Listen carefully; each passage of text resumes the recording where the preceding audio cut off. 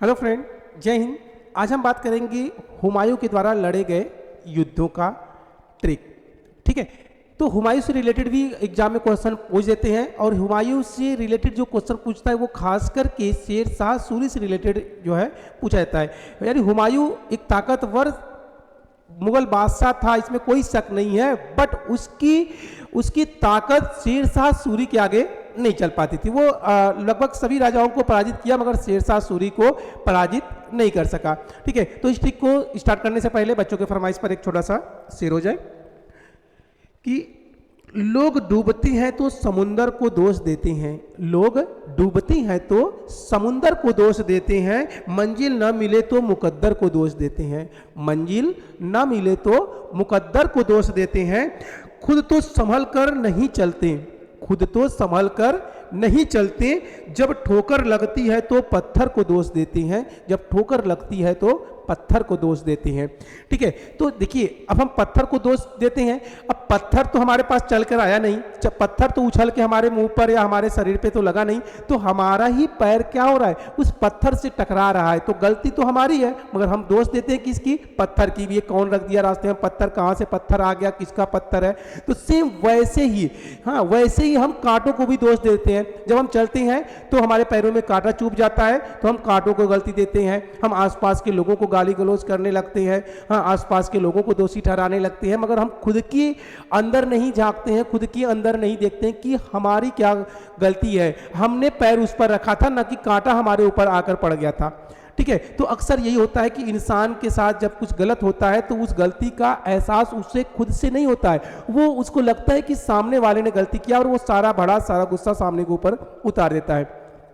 ठीक है, जैसे एक छोटा सा शेर मैं बताऊं कि जिंदगी भर एक ही खता हम करते गए, जिंदगी भर एक ही खता हम करते गए, धूल था चेहरे पर और आईने को हम साफ करते गए।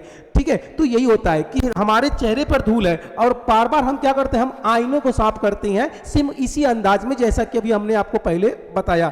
तो सबसे पहले किसी को सुधारने से पहले खुद सुधरना पड़ता है, किसी की कमियों को दूर करने से पहले खुद की कमी को दूर करना चाहिए, उसके बाद लोगों को सजेशन देना चाहिए। देश सुधारने निकले हो पहले घर को सुधार लो, और घर को सुधारने निकले हो तो पहले खुद सुधर जाओ। ठीक है, तो ऐसे ऐसे महापुरुष देखने को मिलते हैं जो जिनसे घर नहीं संभलता है, वो सपना देखते हैं आईएएस का, वो सपना देखते हैं जो है मुख्यमंत्री का, वो सपना देखते हैं प्रधानमंत्री का। जिनसे एक पत्नी नहीं संभलती वो देश को संभालने के लिए क्या ही बोले, जो लोग छोड़ जाने दो। ठीक है, तो हुमायूं द्वारा लड़ा गया युद्ध की हम बात कर रहे थे, तो हुमायूं के द्वारा जो लड़ा गया युद्ध है उसको याद करने के लिए ये ट्रिक है। देखो पत्नी को नहीं संभालोगे ना तो यही होगा, जो भी पाएगी हाथ में खींच के मार देगी, कभी बेल्ला से मारेगी तो कभी चौका से मारेगी। ठीक है, तो कौन मराएगा भाई, पत्नी को नहीं पाते तो कभी कभी देवरों को ठोक देते हैं। अब देवर सेफ्टी नहीं है, पहले तो देवर बच जाते थे, अब तो देवर भी मरा जा रहे हैं।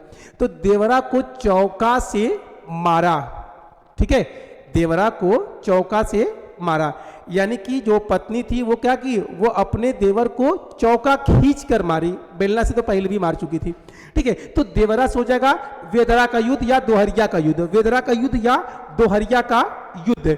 ठीक है, ये किसके द्वारा लड़ा गया था, हुमायूं के द्वारा। इस युद्ध में हुमायूं जो है, हाँ हुमायूं ने महमूद लोदी को पराजित किया था। ये वही महमूद लोदी है जिसको बाबर ने एक बार पराजित कर चुका था, यानी बाबर पराजित कर चुके थे, उसके बाद फिर से ये संगठित हो गया था और दोबारा इसको पराजित करता है कौन, हुमायूं।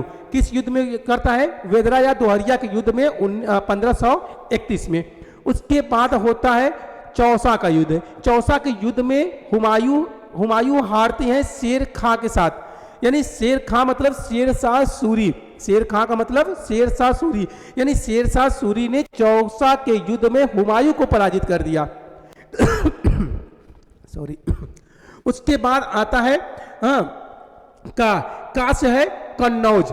कन्नौज की युद्ध को हम विलग्राम का युद्ध भी बोलते हैं, यानी विलग्राम का युद्ध और कन्नौज का युद्ध दोनों सेम है। इस युद्ध में भी हुमायूं का सामना होता है शेर शाह सूरी के साथ। अब शेर शाह सूरी इस युद्ध में हुमायूं को पूरी तरीके से पराजित करता है और वो अपनी जान बचाने के लिए नदी में छलांग लगाते हैं।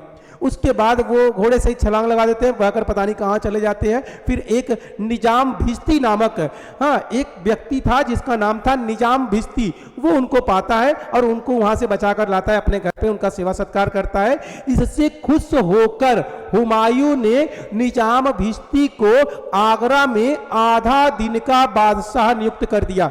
2 क्वेश्चन याद रखिएगा, 3 क्वेश्चन। पहला कि किसने जान बचाया था? निजाम भिश्ती ने। निजाम भिश्ती ने जान बचाया तो उसके बाद क्या हुमायूं उसके साथ करता है? हुमायूं उसको जो है आगरा में आधा